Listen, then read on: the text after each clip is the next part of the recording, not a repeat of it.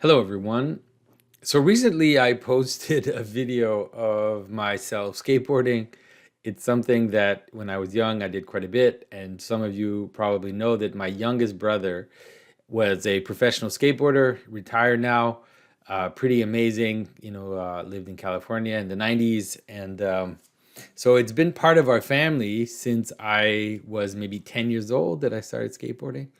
And I hadn't done it in a very long time and then just started just a few days ago. I think I hadn't skated in like 5 years, and so just been going through my midlife crisis and enjoying myself. But some people posted a question and said, why don't you do the symbolism of skateboarding? And at first I thought, okay, that's kind of funny, but it's been a while since I've done a more pop culture or trying to show how symbolism can be applied to pretty much everything. And so I thought this could be a good way to talk about that and discuss even to what extent the symbolism of skateboarding has to do with the divine chariot that is seen by Ezekiel in his vision of the revelation of God.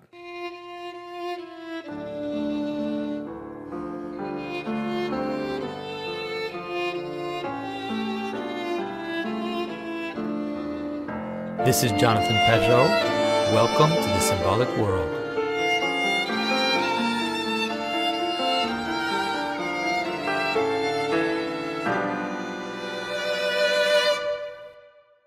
So if you enjoy what we're doing here at the Symbolic World, please consider becoming a member. Just go to thesymbolicworld.com. There are ways to become members for free. You can join in the conversation in the community, but also paid members have access to discounts on courses, also a Q&A every month, and an extra video a month as well. And so the symbolism of riding something like a skateboard, first of all, has to be put into the context in general of the symbolism of riding something. The symbolism of riding is very ancient, of course, the taming of the horse, the use of mounts in order to increase one's power is a symbolism that has many, many applications. And the best way to understand it is really as an extension of your body. And so the first part, if you think of sitting on a horse and then controlling the horse, it's an image of controlling the animal part of you or the powerful part of you. And you become now the mind, and the horse becomes an extension or an image of your body.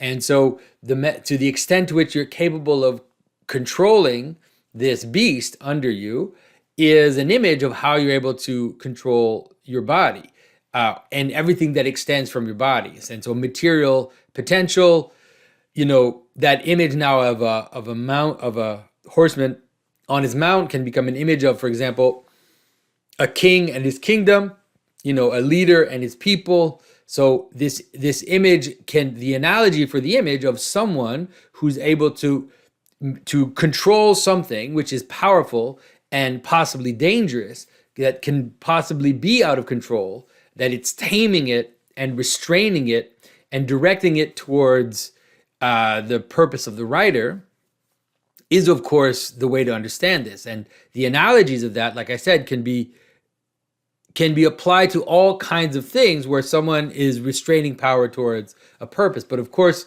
the image, if you think of a knight, riding his horse, the horse warrior riding his horse, but also vanquishing his enemy, these two things go well together. The same for the king sitting on his horse as an image of him being above the others and kind of mounting and being in charge of his kingdom. All of this kind of comes together. Now, there is, of course, an extension of that symbolism, which also includes more aspects of civilization, which is the idea of technology, you could say, or of human activity. And that is, of course, the symbolism of the chariot. And the symbolism of the chariot is very important in the Bible.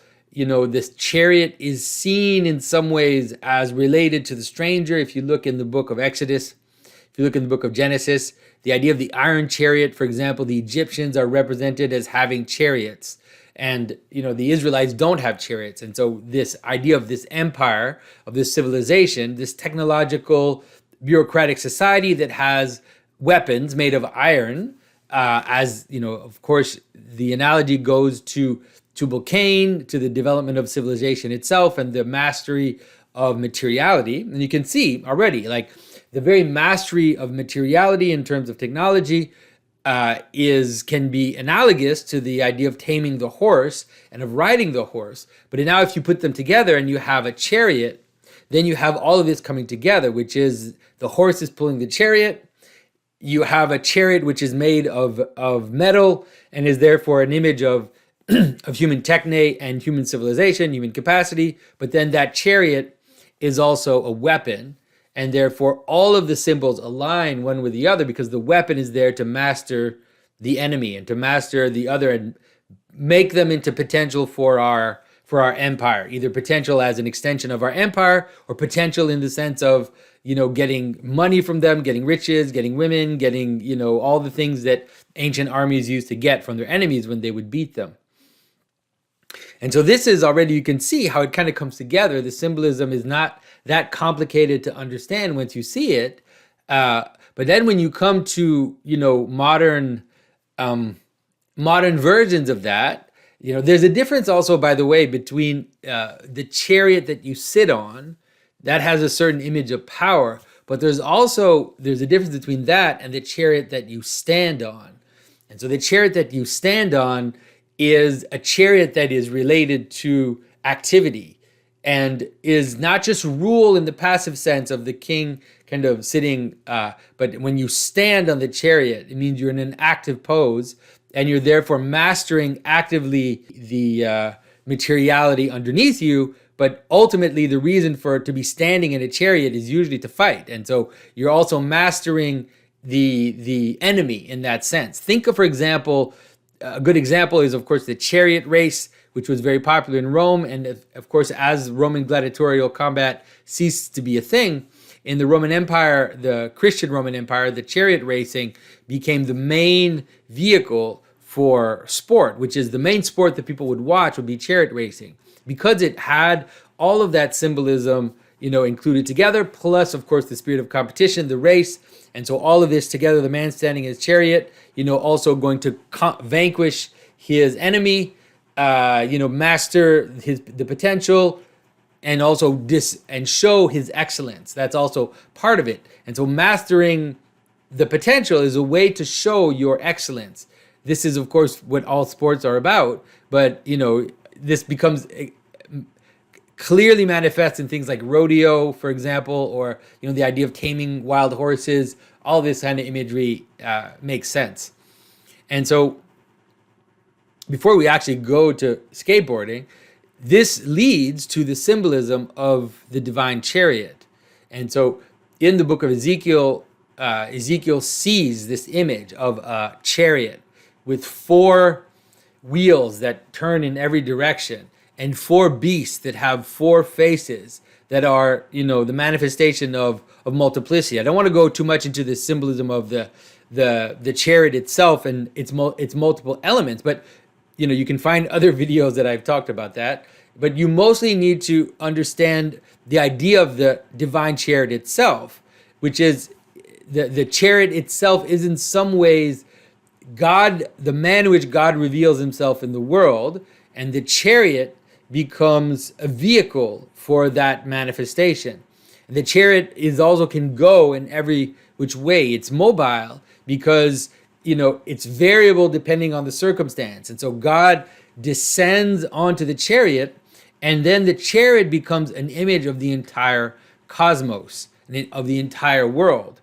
And that's important to understand because what Ezekiel ultimately sees when he looks up, he sees a dome, and he sees the Son of Man sitting on the dome, very much like you see in the architecture of the Orthodox Church. He sees the Son of Man sitting on a throne at the top of the dome, and then under this are the 4 pillars that are also 4, let's say, wheels of a chariot, and then you have this chariot kind of moving around. And that is, of course, an image of the manner in which God masters the entire cosmos, rules over, the cosmos becomes a vehicle for his power. His footstool is another way to often represent it. The thing that he dominates, not in a bad sense, but in the sense of mastering and manifesting his will through it.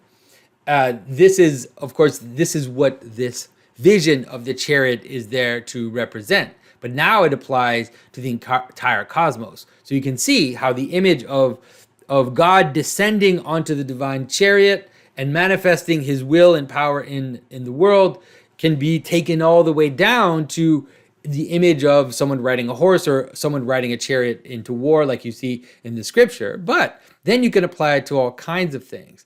And so the idea, for example, of surfing, out of which skateboard comes from, is a pristine example of that. So you can understand how, people tend to associate surfing with some kind of mystical experience because, there's a kind of weird spirituality about surfers because of, I think that they're onto something. I don't think it's sufficient, obviously, but they're onto something. They can kind of glimpse through their activity and understand, what it is that they're doing, which is very simply, they're standing on a flat board on top of chaos. And so think of the world as a disc, in the old ancient idea, as a world as this thing, and then under the world are the waters, all the chaos, all the possibilities, and then man connects the meaning and purpose and reason and direction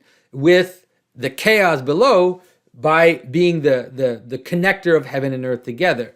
And so the surfer is standing on his board on the water, and it's important that he stands too. And it's a little different than, for example, being in a boat, because when you stand, if you're standing on the board and you're using the wave underneath you, there's something a little more also of not just mastery, but also, how can I say this, of really feeling the potential that is underneath you, and in some ways using it in order not to drown and to be able to surf the wave of chaos and use it to your advantage and to your purpose and to kind of also show your expertise, to show your capacity to manage it. It's closer to, for example, riding a bull, riding a wild horse, for example. Surfing is, in terms of what it is that you're accomplishing when you're doing it, it's closer to that type of symbolism.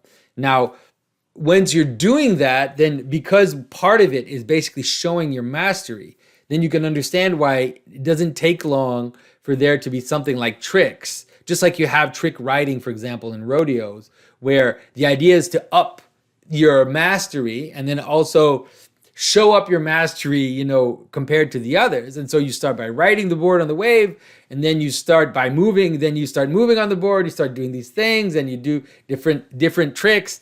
And then ultimately, the ultimate trick is, of course, something like getting air, because then you're using the wave of chaos in order to go up into the heavens. And so there's something that is completely intuitive about seeing that, because you'd think, we're so used to seeing these images on skateboards or on surfboards of people kind of, hitting the wave and then using the peak of chaos in order to ascend up into the heavens, that we think, but when we see it, it's so satisfying. There's something about it which feels so right, even though it's completely absurd. It's not practical. It doesn't have any purpose in the world. It's a form of game. It's a form of play. But you can really see the symbolism of, how it is that man connects with the chaos of the waters, and what it is that man can do to use it in order to, go up higher up into the heavens. Something like going up the mountain, for example, in spiritual symbolism.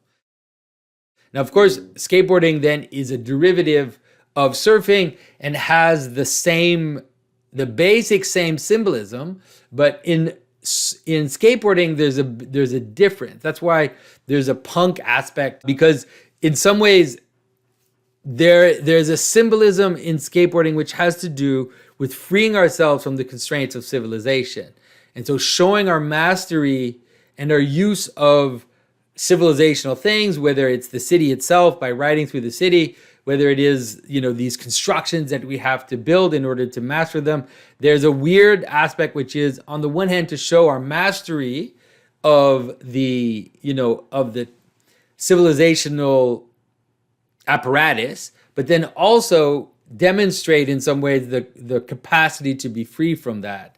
And so all of skateboarding has always had this kind of punk rock attitude, also because, it's often made illegal, and therefore there's an aspect of that which is also transgression, the capacity to transgress the use of these social constructions, right? And so, you grind something that's made to just be a sidewalk, you jump up, you ollie onto things, you use the architecture in ways that aren't meant to and that are somewhat dangerous, and also show a kind of separation between what you're doing and the normal use of this apparatus. But ultimately, as you master, the board, and you master the four wheels, and this chariot, your chariot now is something that you master, and you're able to kind of master the architecture and the city that is around you. It is nonetheless participating in a very little way, in a very kind of imitative way, with the intuition we have about this symbolism of the chariot, especially the standing chariot, and the idea of showing mastery over the world in this capacity. And so hopefully this is helpful for you to understand how it is that symbolism can be applied, and how it is you can see the analogies and understand that even though some versions of symbolism are quite reduced and are much smaller and are less encompassing than the others, that we can find their meaning, and we can understand why they're so important when you can notice the analogy with the higher and higher types of symbolism. Now, of course, like I said, skateboarding is a game. There's an aspect of skateboard symbolism which also has to do with carnival, in the sense that there's an aspect of carnival which is the capacity to demonstrate your mastery of the carnival. And so there's an aspect of carnival which is in some ways giving in to the turning, right? To giving in to the lights and the chaos and everything. But there's an aspect of carnival which manifests itself always as the capacity to master the element of carnival. And so, if you think of someone rolling on a ball, for example, like walking on a ball, walking on a roller, these different aspects of symbolism, or to some extent, the manner in which acrobats use, walking on a string, these different things that you see in circuses, and the way that acrobats kind of manifest their capacity to be in the swirling of the world, and to kind of be in this wheel that's turning and turning, but either being on top of it and mastering it, or showing some type of degree that this thing isn't going to swallow them, that in fact they're above it and they're capable of mastering it. There's definitely something about skateboarding in that symbolism as well, especially as you get into all the flippy tricks and, all these things. But there's still that whole element of getting air. Can you imagine the first time someone did that?